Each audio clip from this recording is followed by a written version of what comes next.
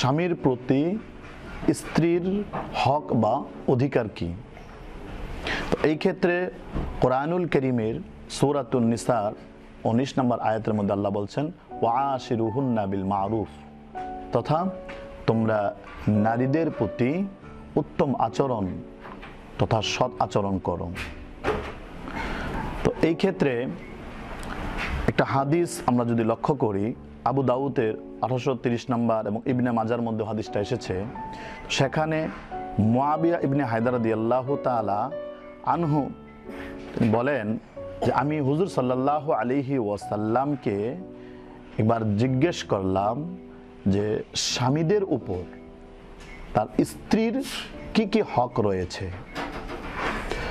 তখন আল্লাহ রাসূল সাল্লাল্লাহু আলাইহি ওয়াসাল্লাম বললেন, তোমরা যা খাবে তা তোমাদের স্ত্রীদেরকেও খাওয়াবে। এরপর আল্লাহ রাসূল বলেন, তোমরা যে মাপের যে দামের কাপড় তোমরা পরবে সেরকম কাপড় তোমরা তাদেরকেও পরাবে।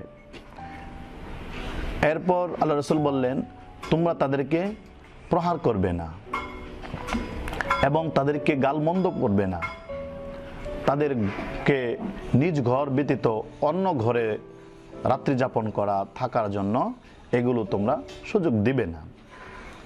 তো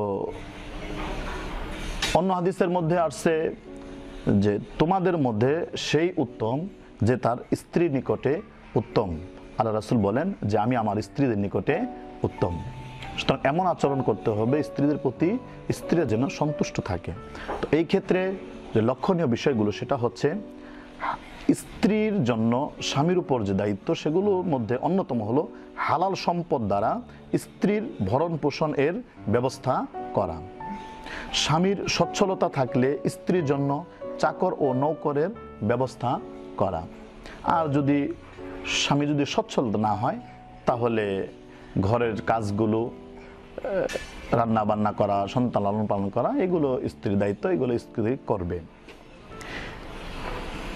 এরপর স্ত্রীর আরেকটি হক বা অধিকার রয়েছে, সেটা হলো স্ত্রীর বসবাসের জন্য প্রয়োজন অনুযায়ী পৃথক ঘর বা অন্তত পৃথক রুমের ব্যবস্থা করা।